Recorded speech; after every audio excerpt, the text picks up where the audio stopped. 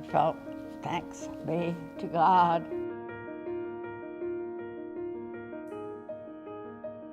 As we got into the 60s, the world was exploding, especially in the United States. The whole hippie movement was in full swing. Vatican II was an enormous shift. Women religious took this seriously. They took the change seriously, and they were implementing, obviously on the fast track implementing.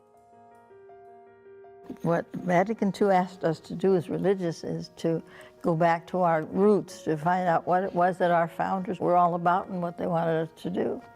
I was just very moved by the call that all people are called to holiness. The hierarchy, the sisters, the bishops, the priests, do not have a corner on sanctity or holiness. One of the best ways that we could serve was to start adopting secular dress so that we could be more in relationship and not put on a pedestal. We didn't belong there. Our founding documents said we were to be part of the community. We're here to make the invisible God visible by how we act, how we serve, how we love, how we pray. And you don't have to measure it. You just live it. But that was not where we were in 1970. The habit was so uncomfortable, you know, that thing about you.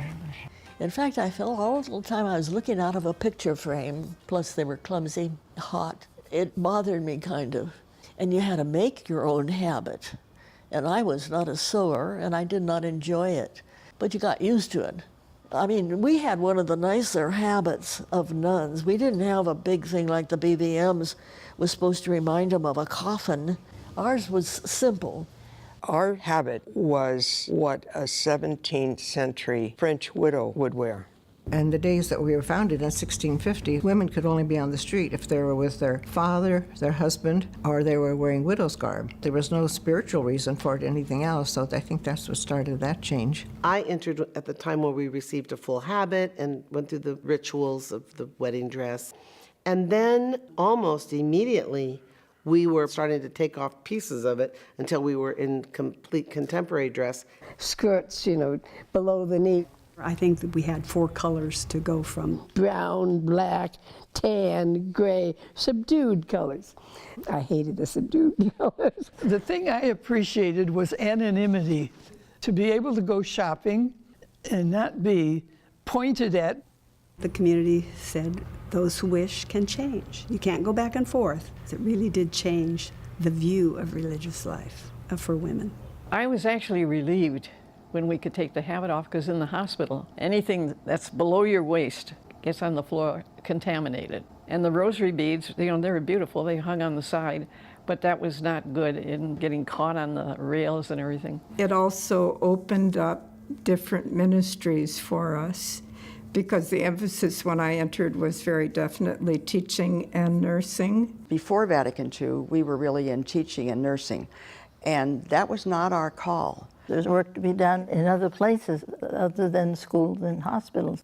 Vatican II was this call to please explore your foundations, explore your roots. We realized that we had a lot of monasticism about our congregation.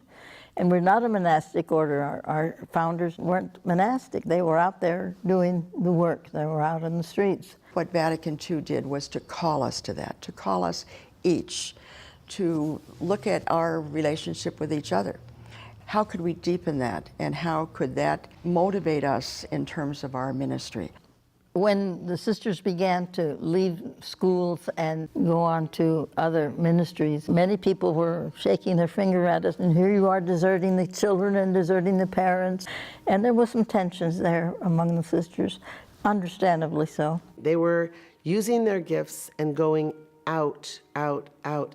And that caused some tension, because if you were in a traditional ministry, I'll call it that for purposes here, but at the same time, then other people were doing other things, it caused them to live differently too. It caused their schedule to be different. They began to look different. There were a lot of tensions in our chapters when we would gather for assemblies, you know, about what direction we ought to be taking.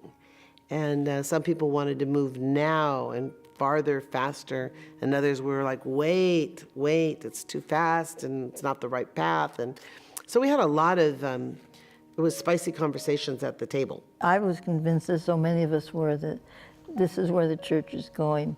Basically, what they did is I think they freed up community so the members could be intentional. No longer did we have one person who was going to tell us what to do, when and where and how. Traditionally, religious communities had a superior, and she was the one who ran the show. And so we thought, well, let's try group government. What does that mean? Well, you don't have one superior who has the authority. The whole group has the authority. We dialogued about decisions we had to make. Nobody has a superior anymore. That's good.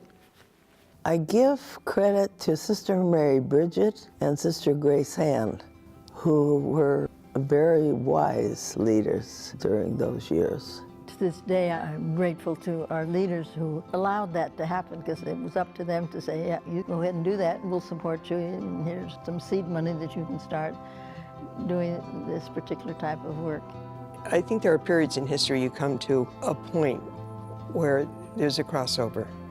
You have to leave behind some things and go forward with something new. In our own ministries, many of us left the institutions, our schools, and the hospital, and we went out trying to live the preferential option for the poor. It intensified in us a sense of social justice. This is why we were founded. It freed me up.